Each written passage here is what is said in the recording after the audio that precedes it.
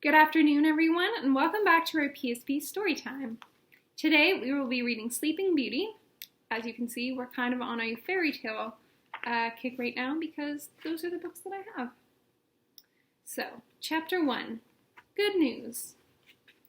Many years ago, a king and queen lived in a magical castle. They had everything they could ever want, except a baby. Year after year, the queen stitched and sewed tiny clothes, and the king made toys in his palace workshop. But still, there was no baby.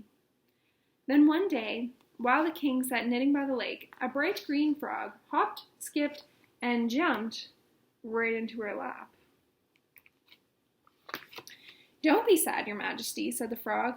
"You are going to have a baby this year." "What?" the queen exclaimed. And with that, he bowed and leaped back into the lake. True to the frog's word, the queen gave birth to a lovely baby girl. "I shall call her Rose," she said. The king was so pleased he planned a feast to celebrate. "I shall invite every prince and princess in the land," he decided, and asked 7 fairies to be Rose's fairy godmothers. The king sent the invitations by bluebird post, and everyone agreed to come. Servants scrubbed and cleaned until the castle gleamed. There had never been a party like it. Chapter 2, 7 Wishes. On the day of the feast, crowds came to cheer and watch the guests arrive.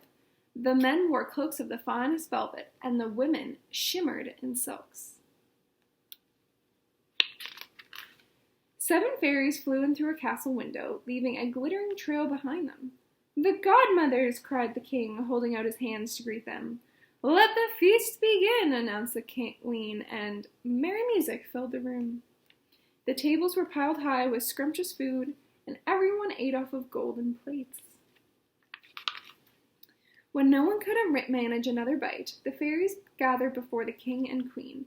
"We have some wishes for Princess Rose," said Snowdrop, the first fairy, with a curtsy. She fluttered her fairy fingers. "Rose will be the most beautiful girl in the kingdom." Then Honeysuckle waved her wand, and she'll be clever enough to beat the king at chess. The third fairy, Willow, floated over. "She will have grace in all she does, and she'll dance to perfection," added Bluebell. Blossom and Buttercup wished that Rose would play every instrument like an angel and sing like a nightingale. Everyone wondered what Jasmine, the 7th and wisest fairy, would wish for. The uninvited guest. As Jasmine hovered over the cradle, a blast of icy air swept through the great hall. Then a chilling voice rang out of nowhere. "Haven't you forgotten someone?" Suddenly, the mean fairy Nightshade appeared in a whirlwind of foul green smoke. "How dare you not invite me?" she roared. We didn't mean to, Nightshade," the king stammered. "We just forgot you," finished the queen meekly. "Forgot me?" Nightshade screamed so fiercely the flames in the fireplace went out. "Well, you won't forget this." She flicked her cloak and marched up to the cradle. "Now, my pretty," she purred, lifting a golden curl with a bony finger. "What shall I wish for you?" Everyone in the palace held their breath. Silent tears ran down the queen's face. Nightshade leaned into the cradle and snarled, "On your 16th birthday, you will prick your finger on a spinning wheel and die."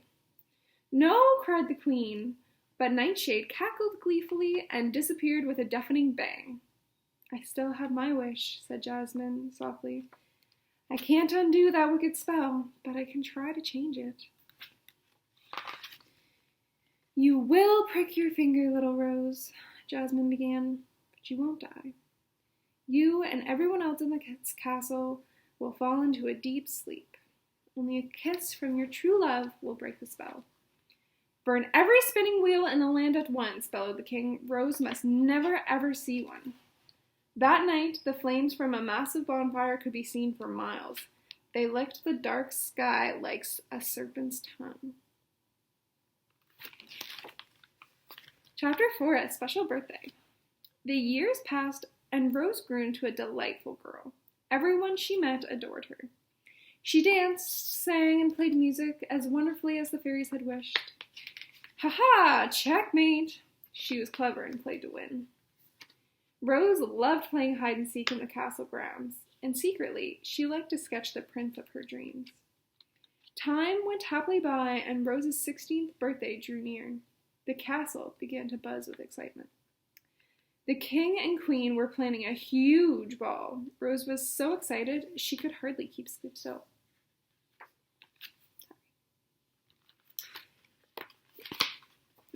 Chapter 5, The Long Sleep. The night of the ball finally arrived. Handsome princes and pretty princesses flooded into the great hall. The king and queen smiled proudly as they watched Rose from their thrones. She swirled and twirled in a dazzling ball gown, and every prince fell in love with her. When the feasting was nearly over, Rose pleaded for a game. Hide and seek, she shouted, and dashed off into the castle. She raced up twisting stairs, down a long narrow corridor, through a tiny door, and found herself at the staircase of a tower she had never seen before. Soft singing floated down the turret stairs. In a trance, Rose followed the music. At the top of the stairs, she found a heavy iron door. Inside, an old woman sat hunched over a spinning wheel. "Come and see, my pretty," she said, beckoning Rose with a bony finger.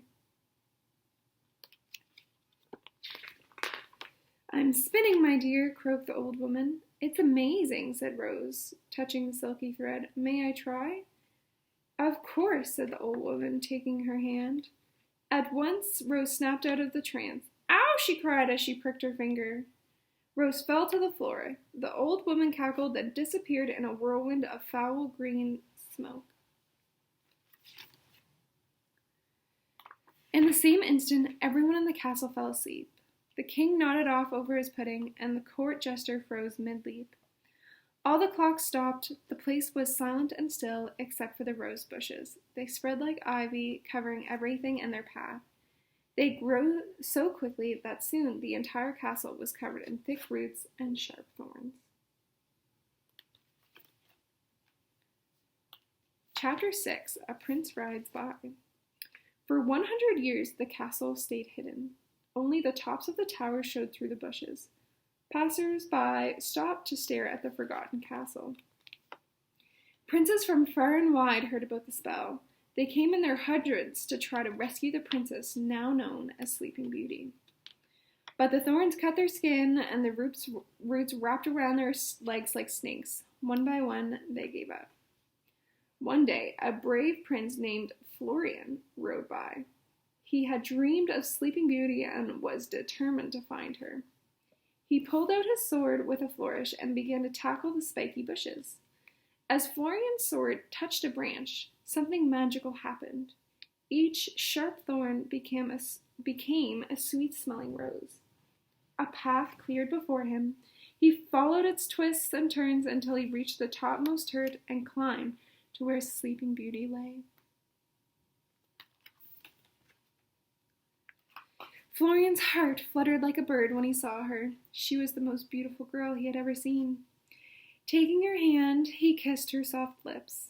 Her eyes flickered open, and Rose found herself face to face with the prince of her dreams. "You're the prince I drew," she cried. He bowed. "Prince Florian, here to rescue you," he announced, and scooped her up. As they walked through the tunnels of roses, everyone else in the castle had woken up too. The king fell into his pudding with a splosh, and the court jester landed with an unexpected bump. Rose and Florian entered the great hall. "My Rose," cried the queen, and her true love, smiled the king. Rose and Florian were married the very next day. They lived happily ever after, and the prince always lost at chess. Thanks for listening today. I hope you enjoyed it. Tune in on Thursday for our next one.